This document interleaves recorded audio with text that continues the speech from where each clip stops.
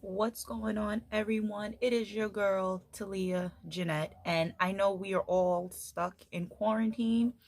Some of you have children that you're stuck with, and you know, maybe your child's teachers weren't lying this entire time about how hard it is to be a teacher. So today, I'm going to give you guys a few things to do with your kids if your kids are under the age of, let's say, six and a half.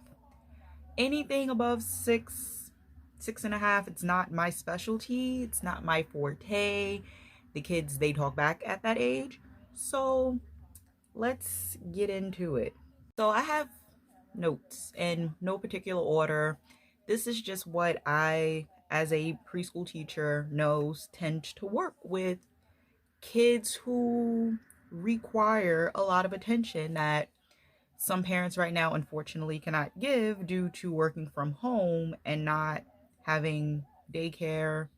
Zoom calls are not working. I don't understand what is the point of doing a Zoom call for a 2-year-old, but sometimes that doesn't work. And parents, I'm here to give you a little bit of guidance, just a smidget of guidance of what you can do with your infant, toddler to preschooler at home. Here we go. My favorite, by far, this is my favorite one. Take a nap. Sleep is a major key. I think during quarantine, we've all should have been getting a lot of it. If you have a preschool aged child, meaning infant, toddler, 2s, 3, 4, and even some cases, your child should still be taking a regular nap during the day. If your child is not taking a nap during the day, you are clearly living and doing life wrong. Sleep. It's good for everybody. It's good for mom, dad, the cats, the dogs, mice. Everybody loves a nap. Something I enjoyed doing growing up. Color. I'm pretty sure everybody in this day and age, at least if you live in the city, you live near a 99-cent store, you live near a Deals, you live near a Family Dollar, you live near a Dollar Tree. Go buy a coloring book. Go buy several coloring books. Kids will spend hours upon hours just coloring or thinking what they're doing is coloring. For the infant parents whose children's are not, their motor skills are not there yet, you can put paint in a bag and have your child crawl over a piece of paper, crawl over a canvas. There's a ton of art activities. I will put my Pinterest information in the description below, and you can go look at my Pinterest boards to see what kind of art activities you can do with a 6-month-old, because it's endless. Cook a snack or a meal. These kids want to be involved. I have a rule: if a child under the age of 12 makes it, I personally will not eat it, but that's just me, snot, mucus, it disturbs me. So I'm not going to eat it, but it's your kid, so why not? The one thing I know a lot of you parents in this generation you guys are so against, but it's probably saving some of you right now. And pardon my handwriting, but watch a movie or a show. I know, you guys are tired of watching Frozen. Everybody's tired of Frozen 2 at this point. Fine. There's a great show on YouTube that used to come on when I was little called Liberty's Kids, and it teaches children about pretty much how America was discovered, how America won its independence from Britain, and it was like 14 episodes. What? I don't get it. Like, I'm all for Disney Plus because I have Disney Plus, but y'all not looking for the right stuff for your kids to watch. SciShow Kids is a wonderful YouTube page that it's very educational. Y'all not looking for the right stuff to watch. I'll make a playlist and link it below of shows for your kids to watch if necessary. This one's a little controversial. Go for a walk. I know we're under quarantine, but take your child for a walk. I am not saying, please do not say Talia said this. I am not saying take your child to a park. Walk around your block. If your child has a school, most of these kids have scooters. That's an amazing way to, work gross motor skills, which a lot of these kids are lacking. Put them on their scooters, put them on their bikes, let them ride around the block one time. Put the baby in a stroller, walk around the block, get your cardio in, get your steps in, Fitbit, get your steps in. Do something sensory. I realize this generation of kids, nobody likes to get their hands dirty, but then they don't like to be washed, which I'm not even going to get into that right now. This is not the video nor the time and place to get into that whole situation. But I promise you, if you have flour, salt, and water, you can make Play-Doh. If you have, cornstarch and water, you can make oobleck. If you have rice, you can dye the rice and put it in a Ziploc bag and let your kid toss it around. If you have shaving cream and food coloring, you can put it in a bag and let your child mash it around. There's so much, I don't understand, I don't get it. There's so much stuff your child could be doing while you're working. And you're saying you can't work with your child at home, or you don't know what to do with your kid because you're used to your child being in school all day, which I think is a disgusting excuse as a parent to say, well, my child is with you 50 hours out of the week. I only have my child pretty much 2 days out of the full week. I don't know what to do now. Just so you know, not all teachers, we didn't know what to do either when we first started teaching, but you know what we did? We figured it out.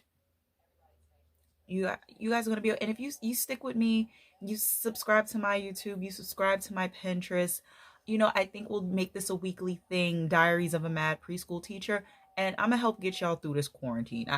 Stick with me. I got y'all.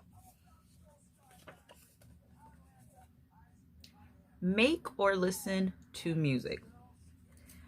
Now, anybody in Infant B, we didn't do the hickory dickory dock all day. My kids were very cultured. My kids listened to everything minus rap and trap music.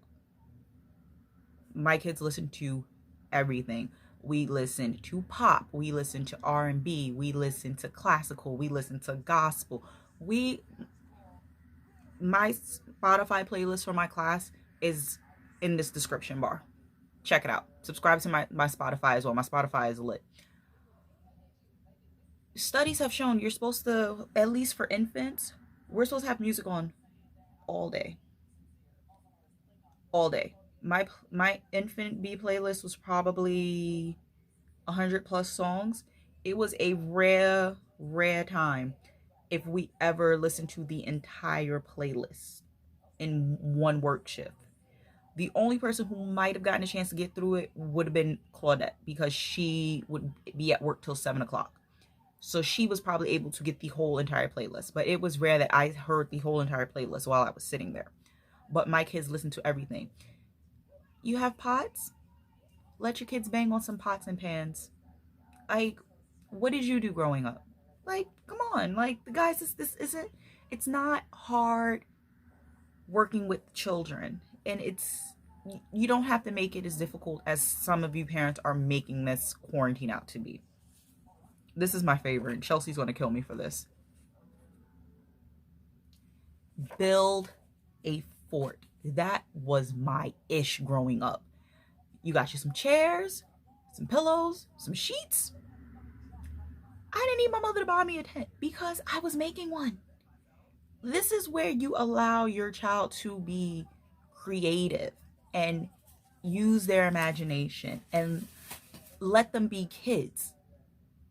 Do you know how dope it is to have a fort and have all your stuffed animals inside it? Just saying, your child will be entertained for hours in this pillow fort. You let them be great. Another fan favorite of mine's.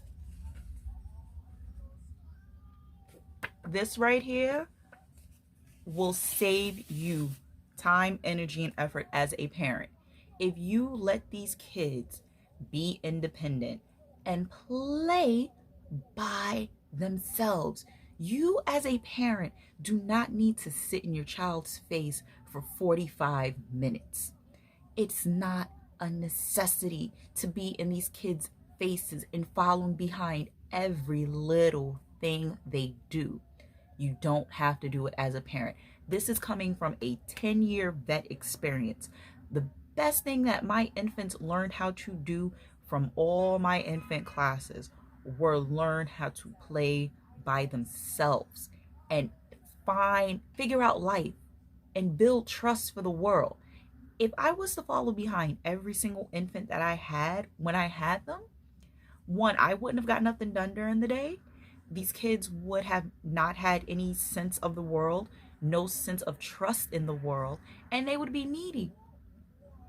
I can proudly say over the last 10 years, I might have had 3 or 4 kids who were extreme. I'm lying. That number might be a little higher. Maybe 6 or 7 kids who have been extremely needy. But the rest of that bigger portion, I had no worries about them going to toddlers. I had no worries about when they were home for a certain amount of time because they knew, oh, Miss Joy's working. I can go play with this and I'll be okay. So let your kids play. You guys spend all this money on toys and all this stuff for your house. Let them play with it by themselves. And you'd be amazed at what your child can do. Last but certainly not least, read a book. That can be taken in a lot of ways. You can put on an audiobook. Did you stop and think? Did you ever think of that? For your older kids who can't read, give them the book, put on the audiobook, and let them follow along. The Dr. Seuss collection when we had growing up, we followed along with the audiobook. Let your child, here's a trick what I do when I babysit certain kids. I tell them read to me. They can't read, but context clues, pictures, people, they'll make up a story and that develops imagination. Y'all parents gotta do better, man. Like, you know what? We're gonna probably do this while I have the time to do it. So I'll be back next week with another Diary of a Mad Preschool Teacher. I think this is gonna be a new thing we're gonna do here, and we're gonna make it work. So thank you for watching. Best of luck in quarantine, and like I said, check out the links in the description box and they'll make your lives 20 times easier. Bye.